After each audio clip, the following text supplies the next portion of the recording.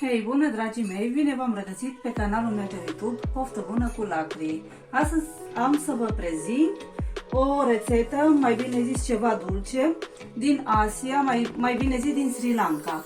Se numește Vatalapa. Deci să vă spun ce ingrediente avem astăzi. Deci, avem aici 7 ouă, 12 bucăți de caju tăiate mărunt, o cană de lapte de cocos, zahăr, un bol, avem aici semințe de cardamon, puișoare și scorțișoară, niște pețișoare de scorțișoară, și aici avem esență de vanilie, o linguriță de cafea, cam așa, o linguriță jumate. Și aici o să adăugăm o cană și un pahar de apă pentru a dizolva zahărul. Deci, să precizez mai bine, aici sunt 8 linguri de zahăr, după care o să facem un caramel, o să punem zahărul,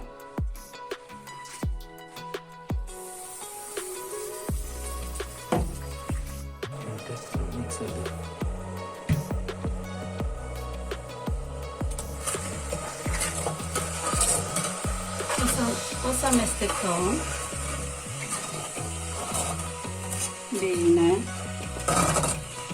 până să dizolvă zahărul.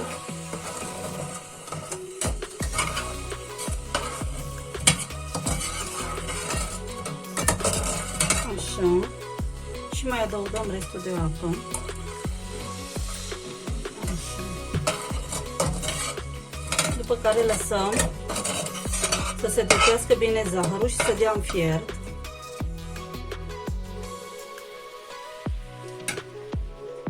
Acum adăugăm scorțișoara, semințele de cardamon și puișoarele.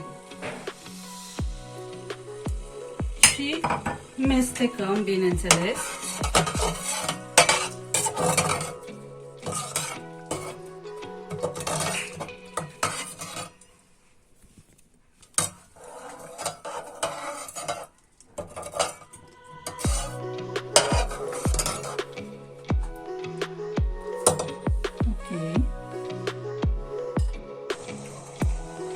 Deci, trebuie să lăsăm să clopotească cât mai bine până să ajungă la un conținut mai lipicios, adică ca și cum să scadă.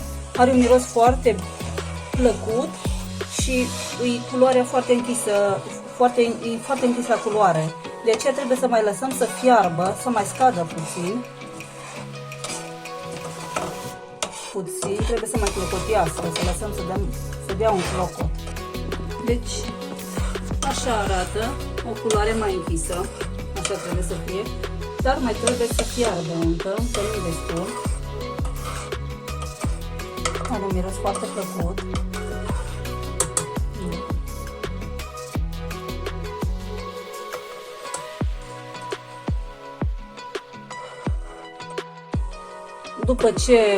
După ce conținutul devine puțin mai gros, mai lipicios, trebuie luat de pe foc și ținut la rece, până se răcește conținutul foarte bine, să fie rece.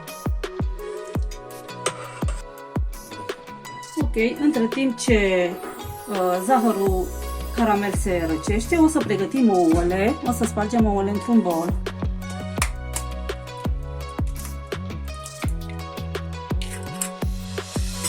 Toate 7 ouă. Să cum spargem.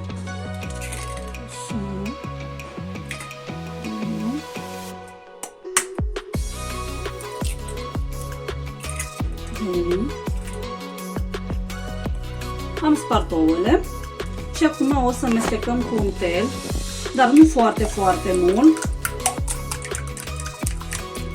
Mestecăm cât să se omogenizeze.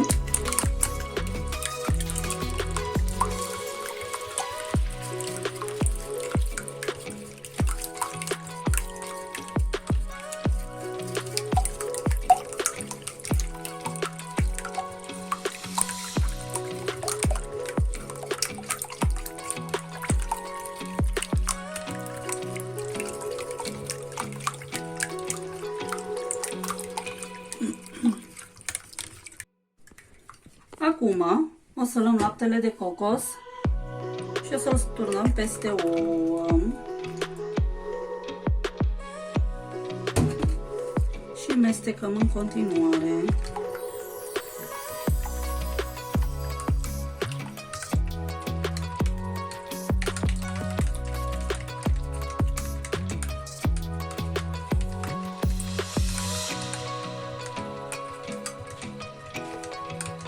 Și acum revenim la zahărul ars.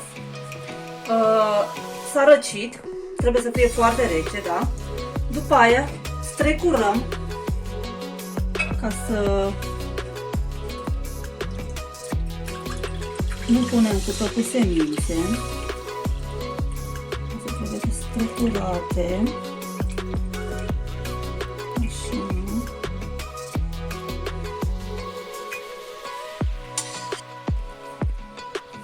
După ce am strecurat, o să punem peste ouă și laptele de cocos. Adăugăm.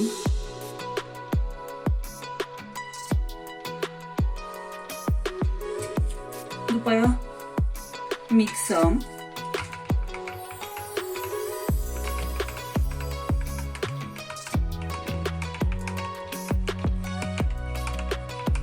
Mixăm bine, să se omogenizeze ca nu.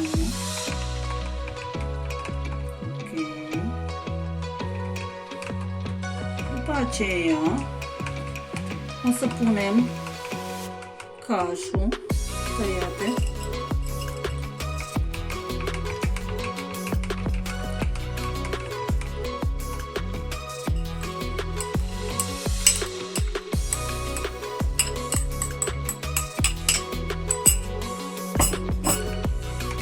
Amestecăm.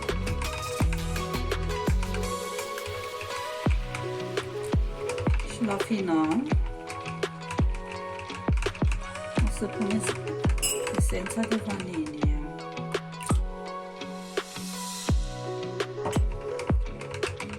Amestecăm bine.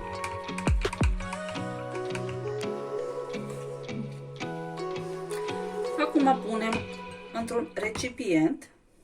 Deci trebuie să știți foarte bine că nu trebuie mixat cu niciun fel de mixer, nu cu mașină, nu cu nimic. Doar la mână trebuie făcut.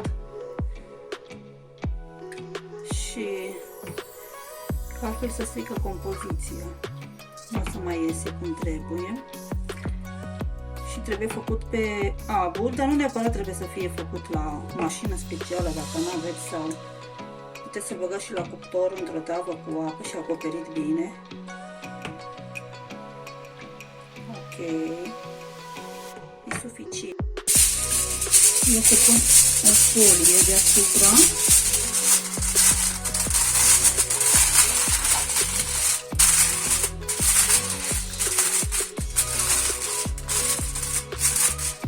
După care o să pun așa.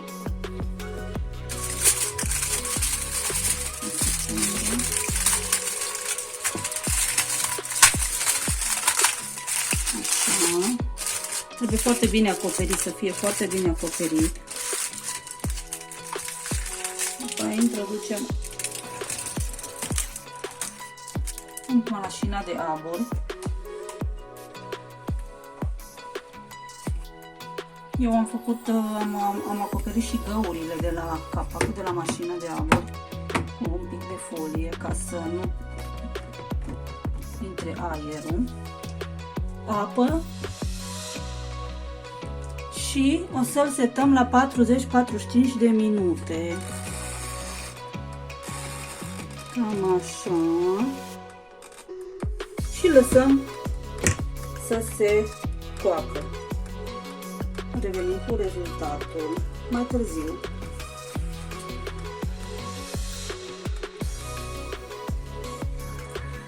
Deci, dragii mei, să vedem acum rezultatul, cum arată.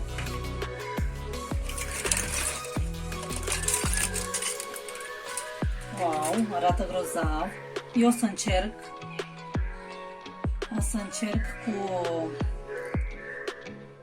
scobitoare. E ok.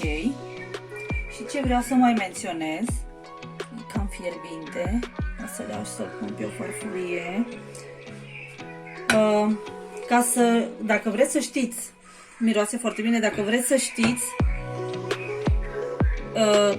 cum trebuie să arate când e gata, trebuie să arate ca la mierea de albine, fagurile de la mierea de albine, așa trebuie să arate și prăjitura noastră, ceva de genul. Trebuie lăsată la răcit, băgată la frigider să se răcească și după aia trebuie consumată, bineînțeles. Până atunci, acum o să-l punem la răcit și o să revin cu rezultatul final. Da, dragii mei, am revenit cu rezultatul final. Acesta este vata la apa, se numește, un desert care mie mi-a plăcut foarte mult și m-am gândit să vă-l arăt și vouă. Acesta este rezultatul. Dacă îl încercați să-l faceți, să-mi lăsați un mesaj în comentarii dacă aveți nelămuriri și sper că v-a plăcut. Eu o să gust puțin, să știți, că nu mai pot de poftă.